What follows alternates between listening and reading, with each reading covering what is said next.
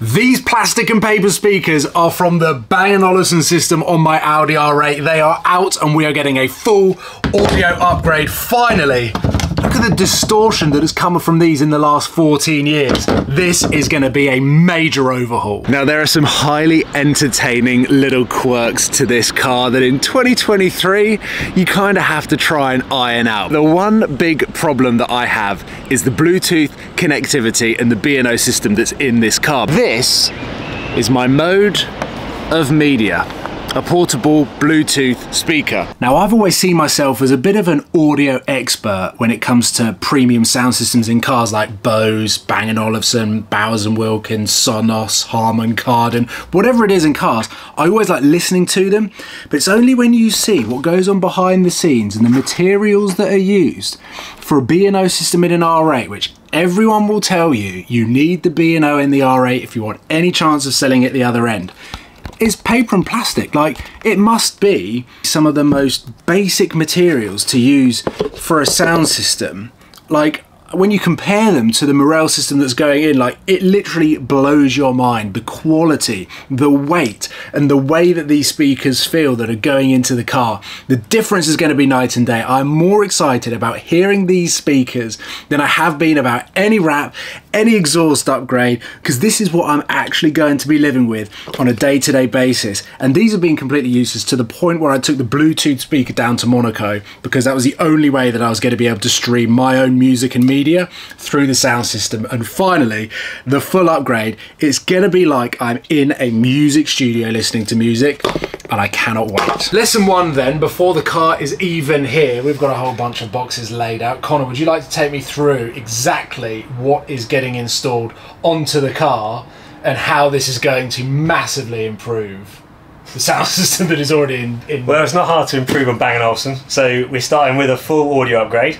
This is going to consist of Morel speakers. So front speakers, we've got the Morel freeways. These are the late carbons. The reason why they're called freeways is because there's basically 6 speakers going in the front. So you've got tweeters, mid-range, mid-bass. That's basically it. Very simple system, just 6 speakers in the front. And then what we're going to hope to achieve is put this tight little subwoofer in there. Beautiful. Morel 8-inch, packs a punch, don't be full bite size. Yeah. Okay, this is incredible subwoofer. And then all of these speakers are going to run off this powerhouse right here, which is a 5-channel Morel amplifier, which has probably got about 10 to 15 times more power than what your factory B&O amp has. Look what has made it down to John Cleese audio. The R8 is here, and I've noticed that Dub have already got to work on the carbon PPF. The wing mirrors and side blades are looking smart. How are we doing? I'm good. Yeah? Yeah, mate, it's good. It's good to see you. How's everything going with the old audio build? We're a few days into it now. There's still plenty of time to go, in all fairness, but we start with the basics first, which we always do, which is soundproof the front 2 doors. Yeah. We want to make sure it sounds as good as it can, so we improve the cavity. So Simon is soundproof halfway through that door.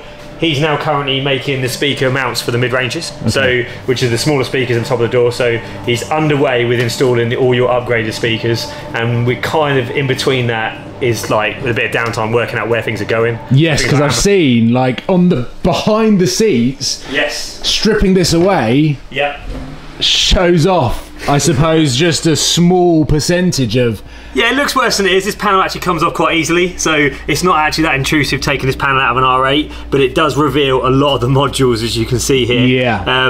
In particular, the factory amplifier from Bang & Olufsen, which is this one here. Yeah. So what we're thinking at the moment, it might change, because this is how this industry works. You throw some ideas around, you brainstorm, but hopefully remove that, move these a little bit out of the way, and then we're hoping the 5-channel amp, the Morel amp, which is going to run all your system, is going to go here. Okay. Because then that way we can kind of avoid fitting something in the frunk, which we can do, but you know, we haven't, as you know, you ain't got much cargo space in here, mate. So if we can keep that space completely free, then this is the ideal right here. That is your B&O of the car world, not to be affiliated with B&O of the home world, in my opinion. All right, don't shoot me for that statement.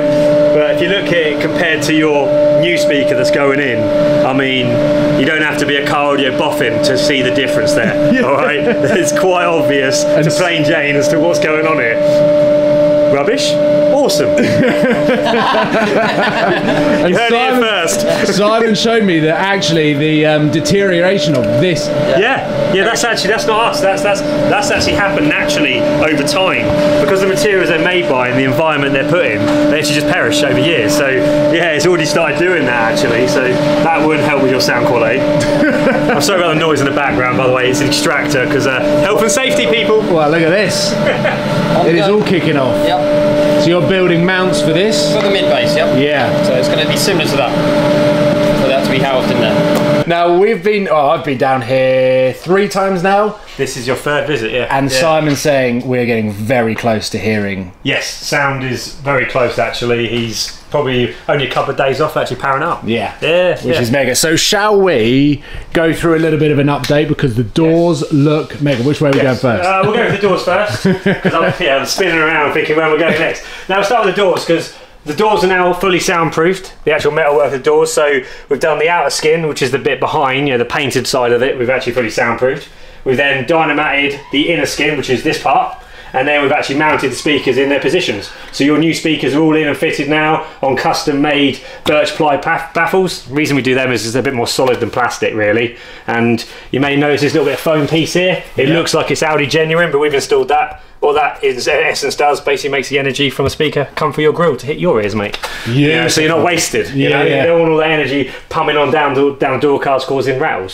So, and then in the other room, the door card's been soundproofed. So this is another part of the door. Yep.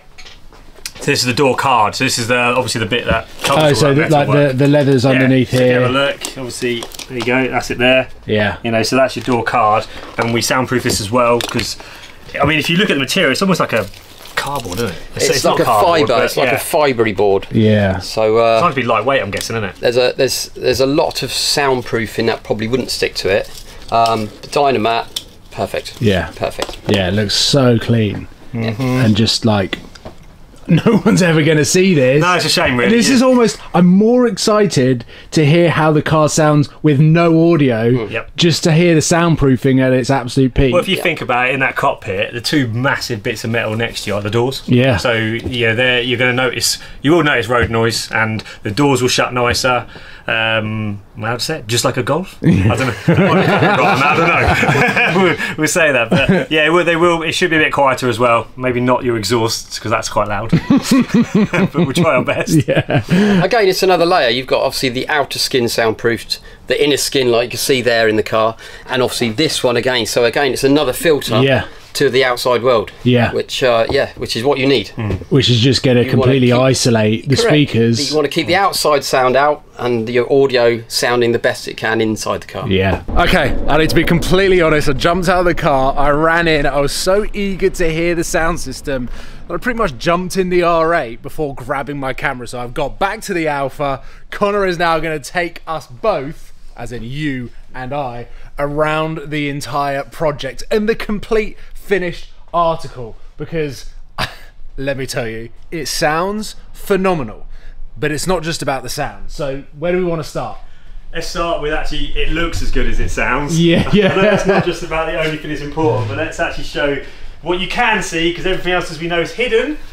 But let's show you the sub box, because this is a thing of art. Look at that. Goes with the curvature of this rear storage bench. Look at the curves of the OEM R8 and then that of the sub box as well. And then it's satin black. It's got a bit of carbon effect on it. Let's actually push the seat back and come around. Look at that. Yeah, that's it was a work of art and a labour of love. I'm telling you, this took about 6 days, so 8 times 6, you're talking over 40 hours of labour time doing this, and then we managed to source the OE vinyl material to actually trim the box in the same material as your factory panels are. So it looks as good as it sounds. We're like, to be honest, we're stoked with it.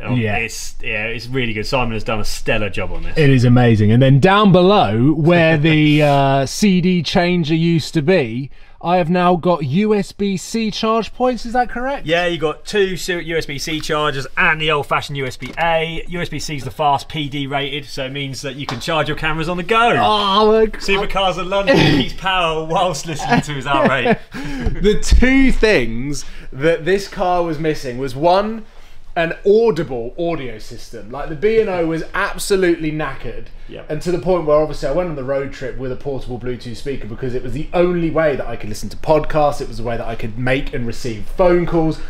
Now I can connect my phone, I can stream media, I can listen to podcasts, I can still make and receive phone calls, but I can now listen to WhatsApp voice notes. But I never had a charger. So like the whole way down to Geneva, I was in low power mode, I was flicking it into airplane mode because there was no way that I could charge the phone, sorry. And now I've got fast charge. Obviously you've seen throughout the video, we obviously did our best to hide everything, which we have done apart from the sub, which we can't obviously hide. Yeah, but look at it! But look at it, you don't want to hide that, it's a thing of art. Yeah. You know, we've obviously left the grills off so you can show the behind the behind the grill there, you know, to show the actual speaker behind, because the grill just pops on within 30 seconds. And Simon was also saying that the way that the engineering has been done for the speaker has meant that each of these speakers now slots so perfectly into the door card that all of the energy of the speaker comes out and gets pushed into the cabin of the car rather than getting lost through the door. Yeah, because we've actually put like acoustic foam rings around the speaker itself, forcing all the energy from the speaker through the grille, opposed to being lost in the door card. It's little things like that just make a difference. You know, it's a small thing, but accumulating makes a huge difference. It means that inside this cabin is the equivalent of a soundproof music studio. It's as close as you're going to get, basically, to be fair. Obviously, we're still in a car, but, you know, we make it as good as it can be, the environment, to make these new speakers sound as good as they possibly can, you know. And there's one party trick on the door, not the door, sorry.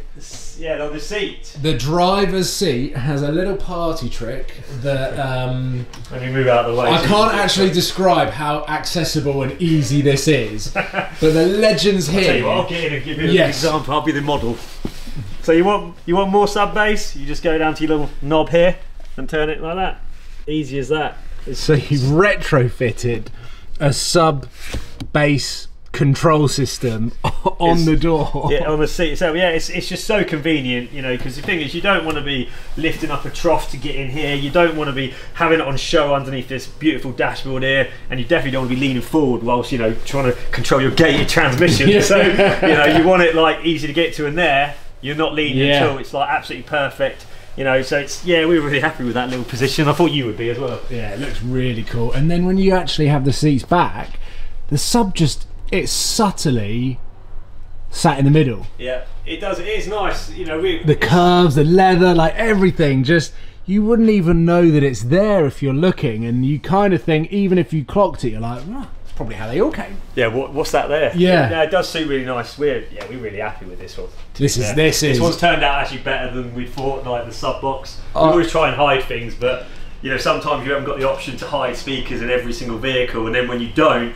you just want to make it as good as it can be, down to following some kind of curves in the panel rather than just a square box. Because you could easily just make a square box there half the time, but that's not how you do it, is it? You kind of hide it properly as well. Not hide it, but you make it nice to suit in with the curves, you know? That's it. And I remember when I first had this project opportunity, it was all about OEM Plus. Yeah. Just keeping what is so natural with this car, it's so pure.